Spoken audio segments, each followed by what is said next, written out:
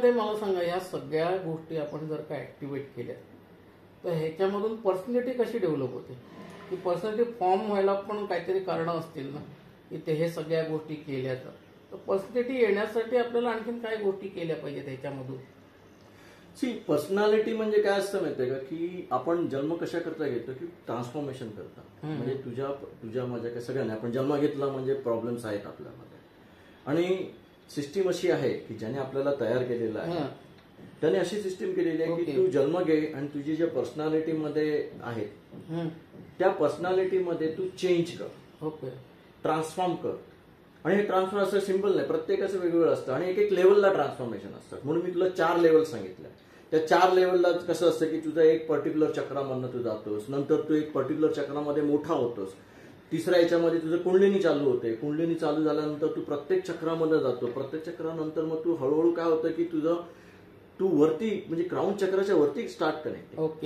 आणि त्यावेळेला हे काय असतं पर्सनॅलिटीमध्ये, हे प्युरिफिकेशन होतं. हे जेव्हा तू चक्रामध्ये जातोस, जर तू प्युरिफाईड नसेल, रिमेंबर दिस, जर एनर्जी येते तुझ्याकडे ऍक्सिडेंटली तू येतोय, पण तुझं जर ब्लॉकेजेस असेल तर ती तुला फाडते.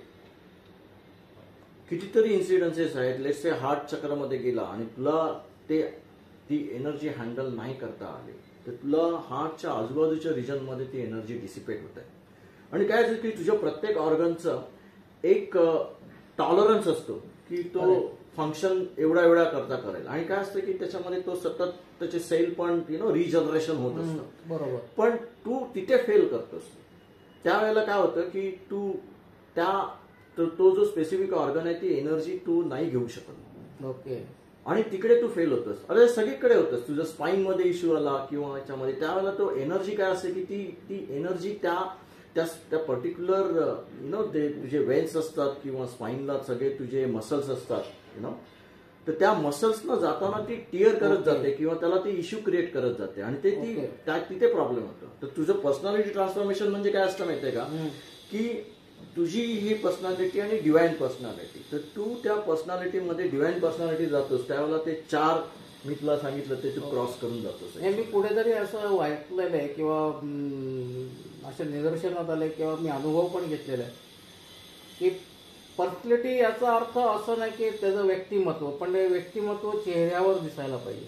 नुसतं हट्टाकट्टा असेल किंवा काय नाही, पण ह्याच्यामध्ये तू जसं म्हणालास चक्र ऍक्टिव्हेट व्हायला पाहिजे, कुंडलिनी ऍक्टिव्हेट व्हायला पाहिजे, स्पिरिच्युअलिटी तुमच्यामध्ये पाहिजे, त्याच्याकरता एक अध्यात्म पण त्याला जोड असतं. जर का ह्याचा संगम जर का तुम्ही केलात आणि नित्यनियमाने केलात तर ह्याच्यामध्ये तुमच्या चेहऱ्यावर एक प्रकारचा ग्लो येतो असं म्हणतात आणि त्याच्यामुळे पर्सनॅलिटी डेव्हलप होते असं म्हणणं आहे का आपलं?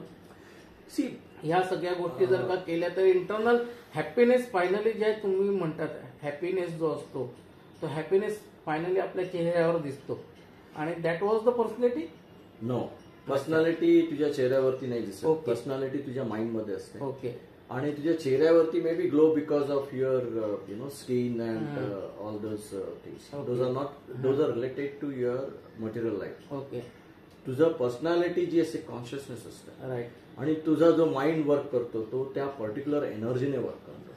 आणि ती जी असते एनर्जी ती तू नाही बघू शकत किंवा नॉर्मल हे नाही करता येत, पण ज्या त्याचे बोलायला सुरुवात करतात ते जे व्हायब्रेशन्स असतात त्याने ते बेसिकली हे करतात आणि त्यावेळेला तुझा जो माइंड असतो तो त्याला अट्रॅक्ट होतो.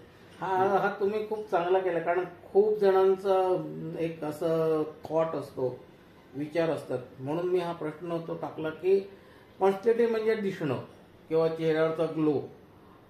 पण हा जो तुम्ही आता जे उत्तर दिलेले आहेत किंवा जे विचार मांडलेत ना हे परफेक्टली आहे की जे तुमचं डोकं ज्या रीतीने तुम्ही माइंड तुझं प्युरिफिकेशन फॅक्टर म्हणजे तू कुठल्या लेवल पर्यंत प्युरिफाय झाले. राईट. आता तू म्हणशील तर पर्सनॅलिटी आता सगळे ऍक्टर वगैरे सगळ्यांची पर्सनॅलिटी अर्धे बेसिकली दिसते. नो, कारण नो म्हणण्यापेक्षा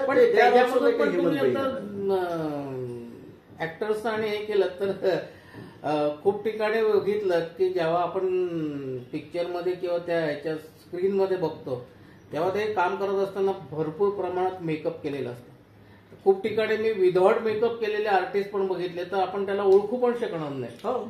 की ते सगळं तो मेकअपचा परिणाम Correct. असतो. त्यामुळे तुम्ही जो मांडलेला सर्वसामान्यांना पडणारा प्रश्न आहे त्याचं उत्तर तुम्ही व्यवस्थित दिलेलं आहे.